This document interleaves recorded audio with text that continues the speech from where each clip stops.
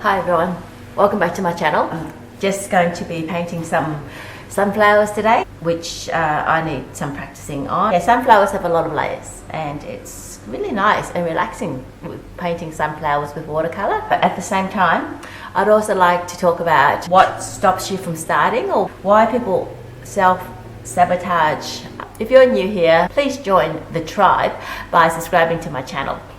After talking to other businesses and friends who want to start their business, I just think people will fail for a number of reasons, especially artists self-sabotage because of fear of rejection and lack of self-esteem, self-preservation, like to protect yourself from being rejected or failing. Like just raising my own two teenagers, I feel that in those years especially, it is quite, you need to blend in, you need to not stand out, and you need to not draw attention to yourself. That is quite relevant to when you're older as well. When you're in a business, people are generally afraid to stand out, especially being in Australia. There is this thing called the tall poppy syndrome, and if you stand out, the rest of the world will cut you down. To stand out is to cause negative attention to yourself, so people don't want to stand out, and therefore it prevents them from starting something or from being successful at something, because as when we stand out, it makes other people feel uncomfortable. People will label you as being weird. For example, the first person who gets up and dance is the weird person. Then the second person who gets up and support that person becomes the leader. And then the rest of the crowd gets up and dance. Well, the second person who endorses that first person becomes the leader, making that person less weird. So I guess it's really important to have a bunch of people around you who will be that second person that will stand up and dance with you. But if you do want to be successful, you want to stand out, you've got to accept the fact that you are going to be different and you're going to be labeled weird. I have crazy wild ideas, and that is a little bit uncomfortable to people, a little bit scary. And so therefore I do encounter a lot of people saying that I'm a bit full on or quirky, for the better word. You need to find people in your corner. Society also doesn't value artists as a profession, perhaps. The number of times when friends ask me, come over on the weekend and paint a mural on their wall in their backyard, not even considering that it will cost me time and money for paint and effort. If I was a dentist, you wouldn't say, come over on the weekend and do a root canal for me. So why do people think that they can say to an artist that, you know, come over and offer your services for free? Another reason is that you're not persistent enough. So you take no for an answer too quickly. When I started my business, trying to sell my wares, my cards to some shops, and they say no, I take it as no for now and not no forever.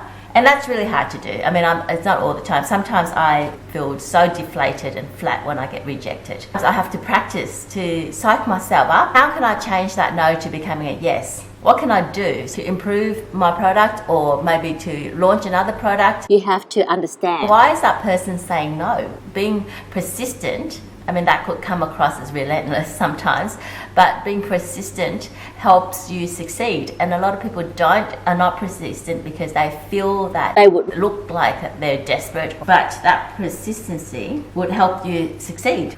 A lot of artists don't want to put themselves out there because they're afraid to be judged. Everyone is afraid to be judged, but I guess art is so subjective. You know, there is no right or wrong answer.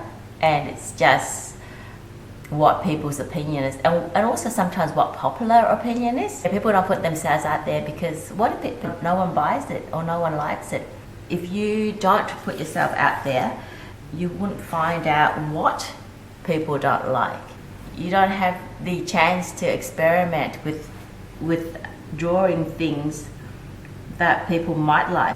I guess if you value your own work, the general public would then follow suit, because people are unsure most of the time what's good and what's bad. They go along with what they're told that is good. Perhaps as artists, we procrastinate a lot.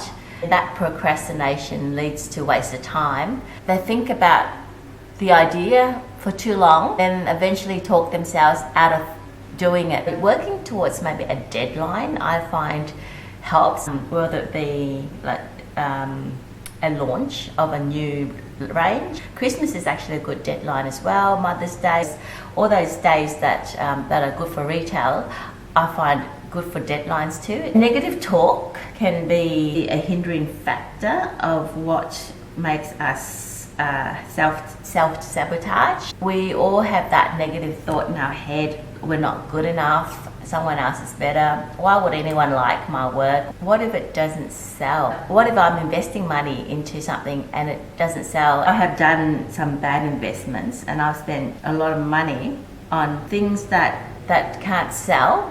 But I guess overall, if you're making a profit, that's good. Like if you tried a few range and maybe 2 out of 5 of your range doesn't sell, but the other 3 sells and it makes a profit to cover the loss of the items that doesn't sell, then that's okay in business. Perfectionism is a way of self-sabotaging. Like sometimes near enough is good enough. Like you can just stop, especially doing a painting, you could always go on forever. To get it done is better than to get it perfect. It's really hard to find that inner positive voice, especially this week. I've been having problems with my teenage daughter and I find it hard to be a good person, let alone an inspiring person. So if I haven't got my inner positiveness, my inner voice saying that I can do this and this is going to be good, it's hard to project that, especially to the public, especially to the camera. Some days, if I'm feeling down and I don't believe in what I'm saying, you can't be positive if you're not feeling positive. You can't excite people if what you're doing you're not excited by. Setting goals is a good way to get yourself started. If you're an artist, an exhibition would be good. If you're in business, a launch date would be good. Just find little small milestones. So it doesn't have to be big goals. It could just be more sets of goals to celebrate the small wins rather than the big achievements all the time. Some people say that you go for what you think you deserve. I don't deserve that success. I can't do it. I haven't got that self-belief. As an artist, we undersell ourselves a lot because we don't think that our artwork deserves that much. It's really hard to gauge the market.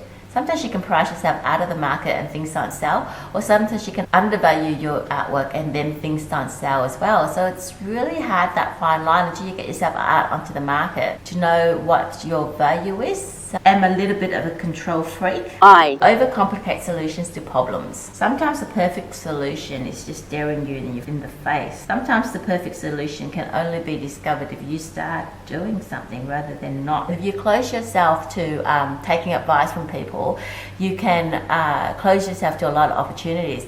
You don't accept help or advice. You don't acknowledge, you're not open to suggestions. I'm not saying listen to everybody's advice, because not all advices are good, but sometimes if you're not open to any advice, you can miss out some good ones. You can't go into a business thinking that you know everything. You self-sabotage by going into something already saying, I can't do this. You don't believe that it's possible. I don't have these qualifications, I don't have this knowledge, I don't have this equipment to start. You don't need everything at the start to be able to start a business, a YouTube channel. All you need is desire to start. You are what you think. If your mindset is that I can do this, I am able to do this, then you would be able to achieve it. Your work's not going to sell if it's at home. That is the reason why no one buys your work. Not because you're not talented, but it's because it's not for sale. It's not for show. I find every single day is a roller coaster.